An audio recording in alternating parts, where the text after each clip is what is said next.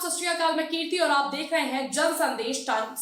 उत्तर प्रदेश में सभी राजनीतिक पार्टियां दलित मतदाताओं को लुभाने के लिए कमर कस चुकी है।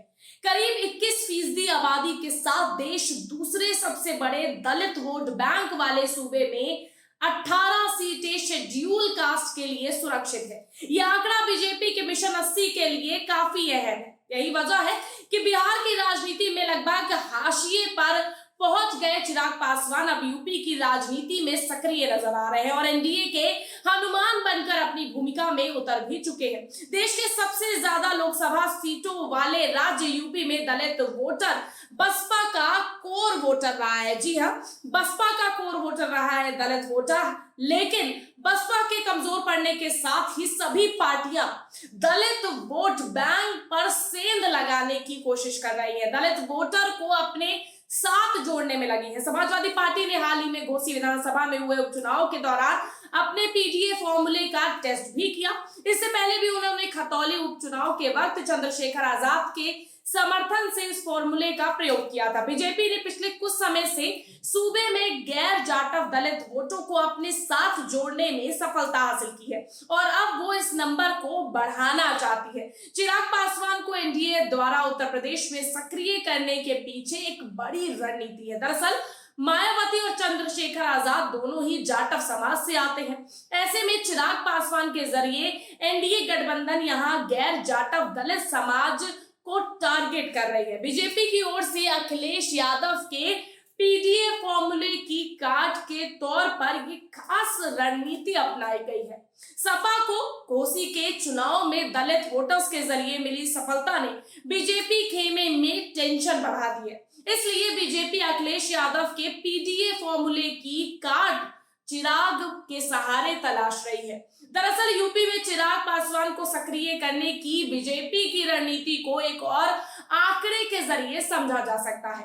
बीते चुनावों में मायावती की जाटव वोट पर पकड़ कमजोर होती चली गई। मायावती को 2017 के विधानसभा चुनाव में करीब 87% जाटव वोट मिले थे, लेकिन बीते विधानसभा चुनाव में करीब 65% जाटव वोट ही उनके पाले में गए। मायावती को बीते चुनाव में मिले दलित वोट बैंक की अगर हम बात करें तो वो 12.8 वोट में से करीब 8 से 9% वोट जाटव वोट बैंक था।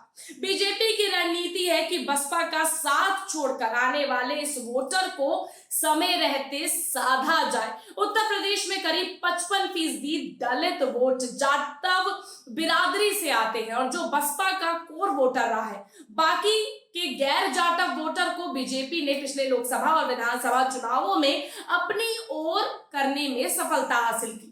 चिराग पासवान भी गैर जाटव समुदाय से आते हैं। उनके पिता और लोक जनशक्ति पार्टी के संस्थापक रहे रामविलास पासवान भी अपनी राजनीतिक शिखर में यूपी में इतने एक्टिव नहीं रहे जितना फिलहाल चिराग दिख रहे हैं। उत्तर प्रदेश के करीब 21% दलित वोटर्स में से बीते विधानसभा चुनाव की अगर हम बात करें तो 12.81% दलित वोट मायावती की पार्टी यानी कि बसपा को मिला।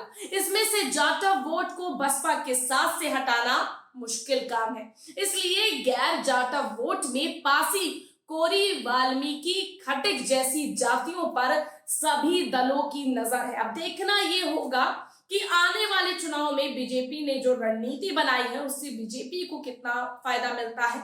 जाटव, गैर जाटव दलित समाज किस ओर आकर्षित होता है? क्या एक बार फिर से बसपा पर ये लोग भरोसा जता पाएंगे या इस बीच समाजवादी पार्टी कोई ऐसा दांव चलेगी जिससे हो सकता है ये जो वोट बैंक है ये पूरा का पूरा समाजवादी पार्टी पर खिसक जाए, या फिर बीजेपी इन तमाम लोगों को मात देकर एक बार फिर जो उत्तर प्रदेश है सबसे ज्यादा विधानसभाओं वाला जो प्रदेश है वहां पर एक बार फिर सीटें अपनी ओर हासिल करने में सफलता हासिल करेगी। ये तो वक्त ही बताएगा, लेकिन रणनीति से जुड़ा, राजनीति से जुड़ा, देश दुनिया से जुड़ा जो भी कुछ खबर हम तक आएगी हम आप तक जरूर पहुंचाएंगे और उन खबरों को सबसे पहले पाने के लिए हमारे चैनल को सब्सक्राइब, फेसबुक पर देख रहे हैं तो फॉलो करना मत भूलिएगा ताकि हर एक अपडेट आपको पहले मिल सके।